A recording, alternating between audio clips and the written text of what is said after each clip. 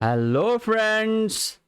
Class 10th के NEET JW foundation course में हमारा चैप्टर चल रहा है कार्बन एंड इट्स कंपाउंड्स, जिसके सेकंड लेक्चर में आज हम देखने वाले हैं comparative study between ionic compounds and covalent compounds, और उसके बाद में हम देखेंगे एलोट्रॉप्स ऑफ कार्बन.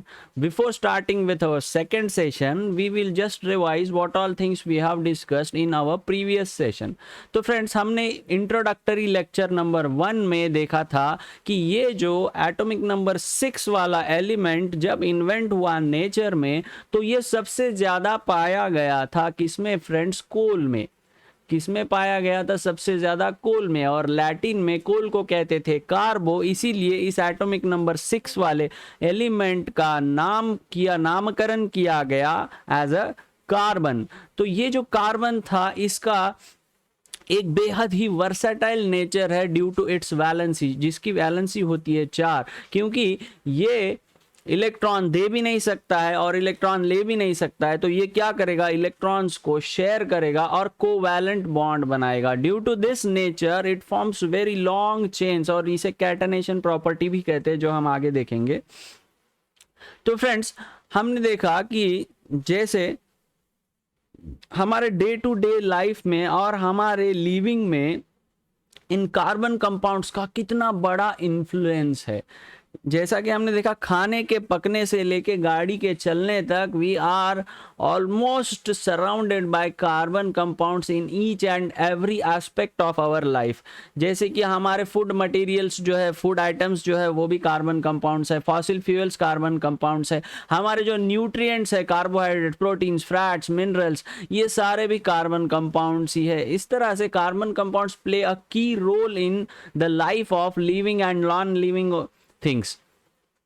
तो फ्रेंड्स, प्रीवियसली ऑर्गेनिक केमिस्ट्री का जो पार्ट था, उसे केमिस्ट क्या मानते थे कि जो सब्सटेंसेस लिविंग ऑर्गेनिजम्स से पाए जाते हैं वही ऑर्गेनिक है. लेकिन ओवर द टाइम जो अल्केमिस्ट की डेफिनेशन थी ऑर्गेनिक केमिस्ट्री की, that is the chemistry dealing with organic compounds which have organic origin, that is the things which are obtained from living things. लेकिन आगे जाके जब वूलर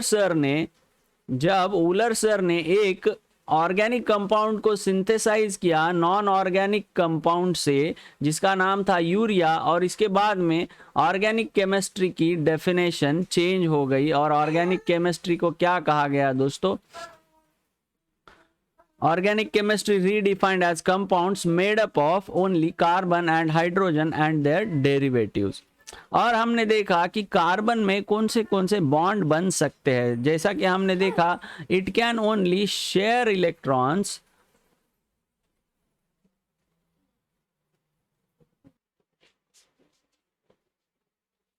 तो देखा हमने फ्रेंड्स कि कार्बन जो है इलेक्ट्रॉन्स को शेयर करके अपना ऑक्टेट कंप्लीट करता है. तो ये सिंगल, डबल और ट्रिपल बॉन्ड्स भी बना सकता है. तो friends, depending on number of electrons each atom contributes, it form single, double and triple bond. इसके हमने एग्जांपल देखे हाइड्रोजन, ऑक्सीजन एंड नाइट्रोजन. और उसके बाद में हमने देखा कि लोन पेयर और शेयर्ड पेयर क्या होती है. उसके लिए हमने देखा था एग्जाम्पल अमोनिया का, NH3 का.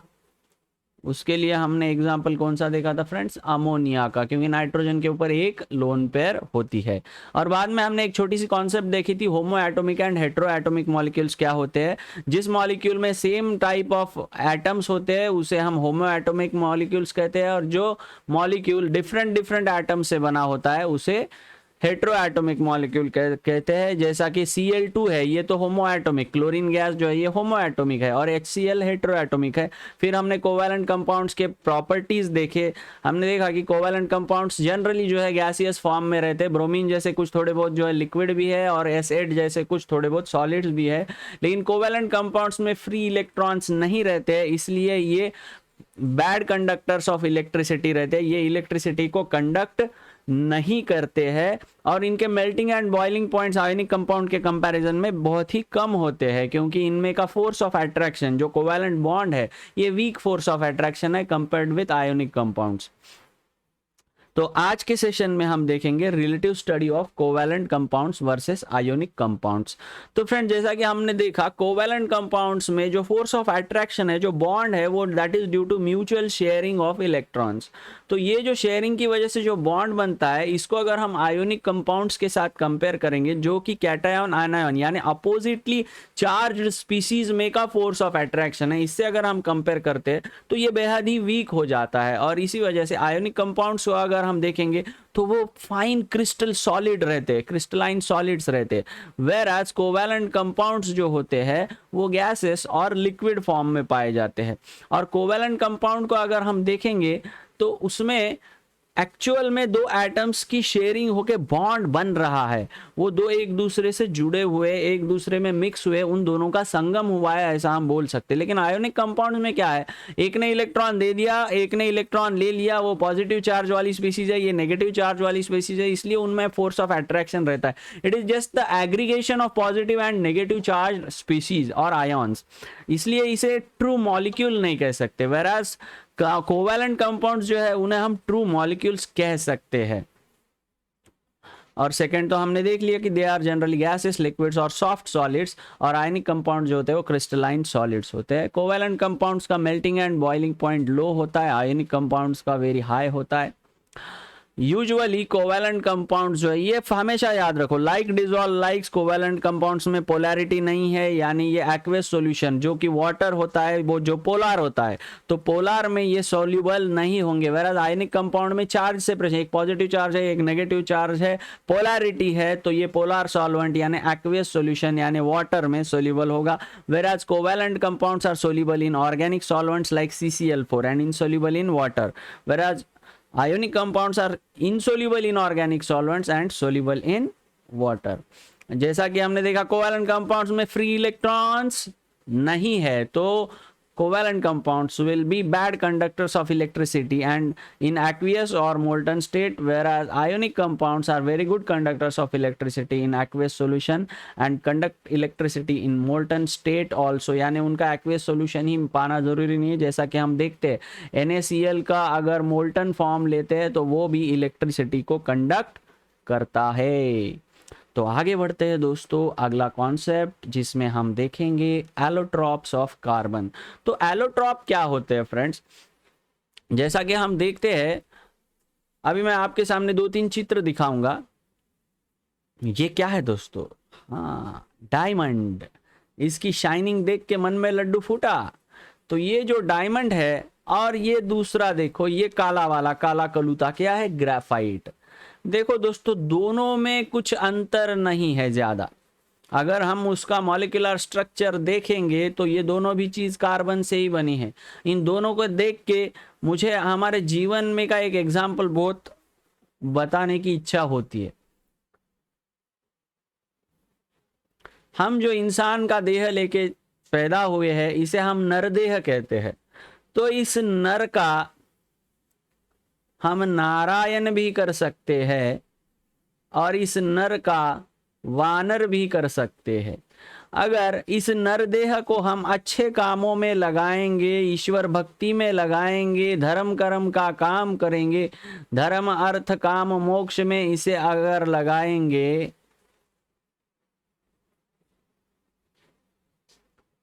तो इस नरदेह का नारायण बन जाएगा। लेकिन इसी को अगर गलत चीजों में लगाएंगे तो इसका वानर बन जाएगा। देह एक ही है नर का, लेकिन दो अलग चीजों की वजह से इसका क्या क्या हो सकता है, देखो नारायण और वानर। इसी तरह से दोनों का इधर बेसिक कॉन्स्टिट्यूएंट एलिमेंट क्या है दोस्तों, तो कार्बन है। तो इन दोनों को ऐसी क्या चीज है वो इतना अलग अलग बनाती है, ये हम देखने वाले हैं।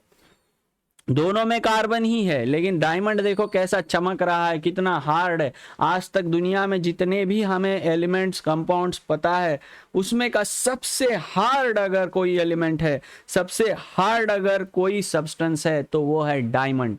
उसके जितना हार्ड कुछ भी नहीं है दोस्तों। मार्बल तक को कट करने में इस डायमंड का इस्तेमाल किया जाता है। तो चलो देखते हैं कि इनका ऐसा कौन सा स्ट्रक्चर है जो इन्हें इतना डिफरेंट बनाता है। और एक एग्जांपल, ये इसमें भी कार्बन रहता है। अब ये देखो चौक हम डे टू डे यूज में इस्तेमाल करते हैं, ये CaCO3 कहते हैं। हम इसे क्या करते हैं, calcium carbonate, carbonated carbon, calcium carbonate. तो देखो दोस्तों, बेसिकली अगर हम कार्बन को देखेंगे तो वो कौन से फॉर्म में एग्जिस्ट करता है। एक तो फ्री फॉर्म, यानी किसी के साथ भी कंबाइन नहीं हुआ है, और दूसरा है कंबाइंड फॉर्म। जैसा कि हमने देखा चौक का एग्जांपल, ये चौक का एग्जांपल क्या है, कंबाइंड फॉर्म है। कार्बन किसके किसके साथ जुड़ा है, देखो CaCO3, ऑक्सीजन और कैल्शियम और कार्बन डाइऑक्साइड भी उसमें होता है। तो ये कंबाइंड फॉर्म हो गया। और फ्री स्टेट में सिर्फ और सिर्फ प्योर कार्बन रहेगा, दूसरा कोई भी उसमें इंटरफियर करने वाला नहीं है। और ये फ्री स्टेट में जब एलिमेंटल फॉर्म में रहेगा तो इसके दो रूप रहेंगे, एक तो क्रिस्टलाइन या एमॉर्फस। और हम सबसे पहले देखेंगे क्रिस्टलाइन और एमॉर्फस दोनों के एग्जांपल्स हम देखने वाले हैं। हम शुरुआत करेंगे क्रिस्टलाइन फॉर्म से, जिसमें हम देखने वाले हैं डायमंड, ग्राफाइट और बकमिंस्टर फ्यूलेरिन। ये फ्यूलेरिन करके फुटबॉल की तरह एक मॉलिक्यूल रहता है, इसके बारे में भी हम देखेंगे। और कंबाइंड फॉर्म में तो हमने देखा कि it combines with other atoms and it forms a molecule with combining with other atoms. तो इसका भी एग्जांपल CaCO3 हमने देखा था चौक का एक फोटो के साथ। तो चलो आगे बढ़ेंगे, एलोट्रॉप्स ऑफ कार्बन में देखते हैं ग्राफाइट। इसमें ऐसा क्या होता है कि ये इतना अलग बन जाता है। तो देखो दोस्तों, कार्बन का मैं इधर एटॉमिक नंबर और इलेक्ट्रॉनिक कॉन्फ़िगरेशन लिखता हूँ, इसके बाद में आपको इसके स्ट्रक्चर के बारे में ज़्यादा जानकारी मिलने में आसानी होगी। Just a moment friends, I will pick up black ink. अगर आप कार्बन की वैलेंसी देखोगे C6 तो 2,4, तो इसको कितने इलेक्ट्रॉन चाहिए, और 4 इलेक्ट्रॉन चाहिए। तो मान लो ये एक कार्बन का है एटम, तो ये क्या करता है दोस्तों, ये एक कार्बन का एटम है, इसे हम सेंट्रल एटम समझेंगे। तो ये इस तरह से दूसरे 3 कार्बन एटम से जुड़ जाता है, दूसरे 3 कार्बन एटम से जुड़ के एक जो रिमेनिंग इलेक्ट्रॉन है ये पाई बॉन्ड बना देता है। तो आगे जाके ये वाला भी जो कार्बन है दूसरे 3 कार्बन एटम्स से जुड़ जाएगा। हर एक कार्बन एटम जो है वो दूसरे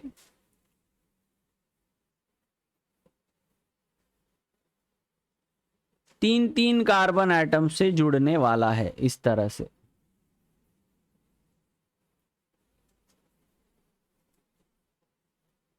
ठीक है, और गहराई से आगे के चित्र में ये समझ में आ जाएगा। वेराज अगर आप डायमंड को देखोगे तो डायमंड के जो है हर एक कार्बन एटम, मान लो ये ऊपर गया हूं मैं, ऊपर के तरफ देखिए, ये सेंट्रल कार्बन एटम है, तो दूसरे ये इस तरह से 4 कार्बन एटम से जुड़ के टेट्राहेड्रल स्ट्रक्चर बनाता है। ये स्ट्रक्चर कैसा है देखो दोस्तों, ये टेट्राहेड्रल स्ट्रक्चर बनाता है। इधर का एंगल रहता है 109 डिग्रीज 5 मिनट। तो इस तरह का टेट्राहेड्रल स्ट्रक्चर डायमंड बनाता है, जिस वजह से ये बेहद ही कॉम्पैक्ट बन जाता है। डायमंड का जो मॉलिक्यूलर स्ट्रक्चर है बेहद ही कॉम्पैक्ट सा होता है, वेराज ग्राफाइट जो है वो लूजली बाउंड होता है। तो इस वजह से, और ये लेयर 2 डायमेंशनल लेयर्ड स्ट्रक्चर रहता है। इस तरह से ये एक लेयर बनी है ना, और दूसरी लेयर इसके ऊपर रहेगी इसी तरह की। आगे के चित्र में ये ज्यादा क्लियर होगा, देखो इस तरह से। अगर आप इस कार्बन एटम को देखोगे तो ये देखो, ये 1 2 3 दूसरे कार्बन एटम से जुड़ा है।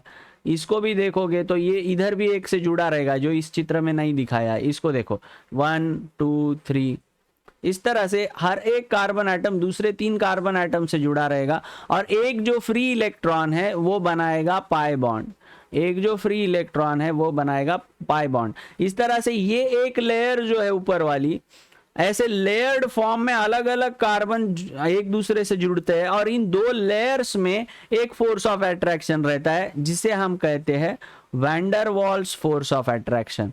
जिसे हम क्या कहते हैं दोस्तों, van der Waals.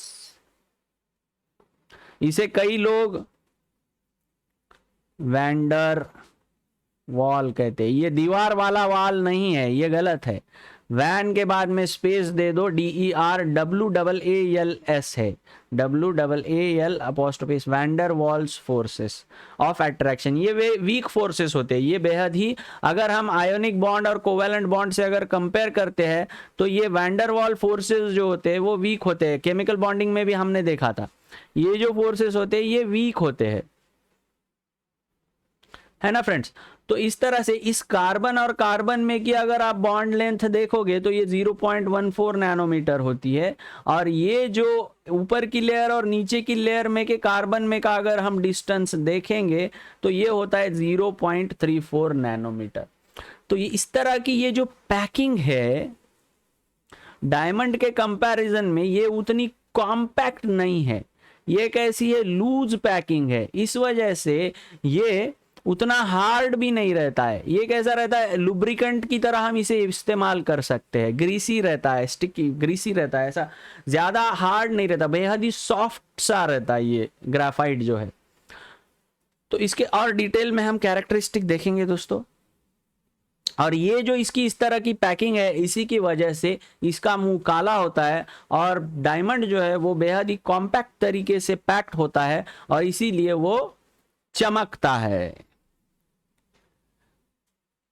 Each carbon atom, सबसे की फीचर ग्राफाइट का क्या है, each carbon atom is linked to 3 other carbon atoms by single bonds, और जो बचा हुआ फ्री इलेक्ट्रॉन है वो पाई बॉन्ड बनाएगा।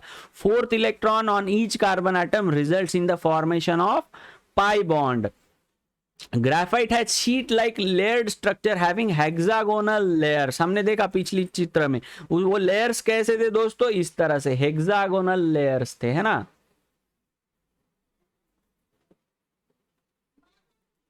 अगर हम ईच लेयर को देखेंगे तो वो लेयर कैसे बन रही थी, कुछ इस तरह से हेक्सागोनल लेयर बन रही थी। And it has 2-dimensional structure. The hexagonal rings are fused together and are held together by weak van der Waals forces.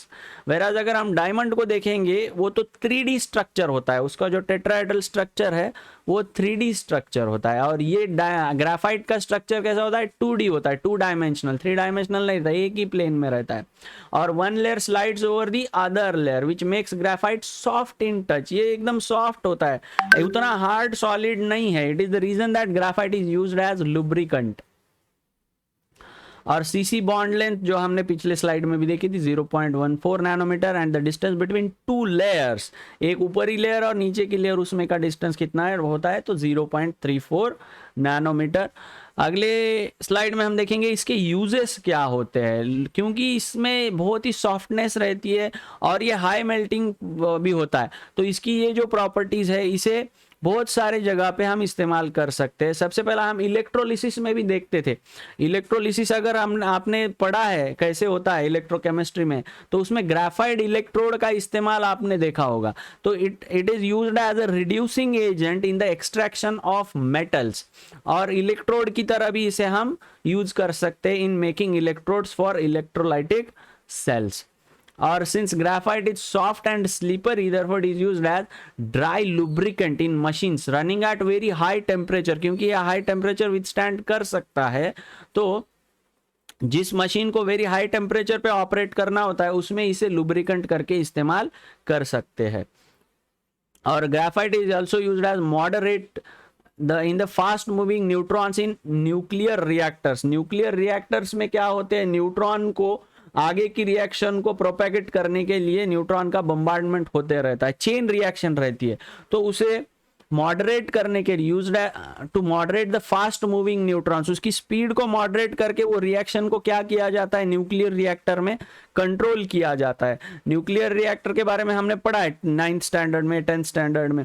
तो उसमें क्या होता है, अनकंट्रोल्ड रिएक्शन हो सकती है और ब्लास्ट भी हो सकता है, तो रिएक्शन को कंट्रोल करना बेहद ही इंपॉर्टेंट होता है, नहीं तो उधर रिएक्टर में ही बॉम्ब का ब्लास्ट हो जाएगा। तो उसे कंट्रोल करने के लिए ग्राफाइट का इस्तेमाल होता है। और इसे अगर हम वैक्स के साथ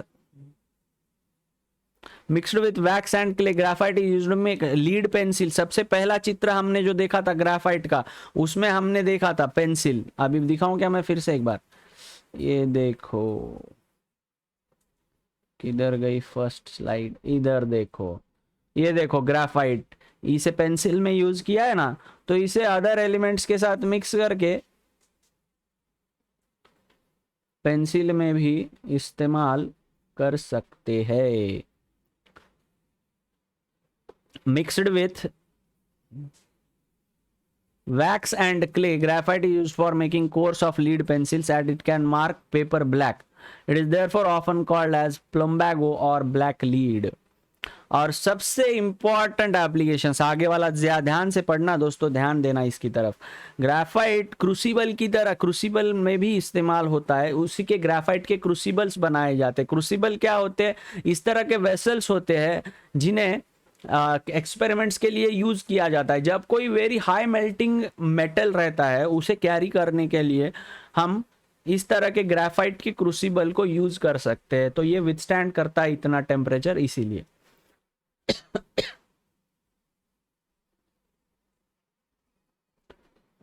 तो this was all about graphite friends. तो चलो आगे बढ़ते हैं डायमंड की, क्या इसे इतना चमकाने पे मजबूर करता है, उसका ऐसा कौन सा स्ट्रक्चर है। तो देखो इस तरह से ये जो दूसरे 4 कार्बन एटम से जुड़ता है, इसी वजह से इसकी कॉम्पैक्ट पैकिंग हो जाती है और इसे लस्टर और शाइन आ जाता है। और ये डायमंड की ये जो ब्यूटी है, इसका रीजन यही है, इस तरह की close packing, highly dense packing. देखो दोस्तों, ये इस तरह से एक नेटवर्क बनाता है, 3 डायमेंशनल नेटवर्क बन जाता है।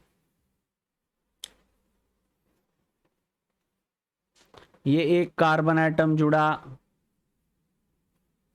दूसरे 4 से, और ये आगे जाके ये भी दूसरे 4 से जुड़ जाएगा।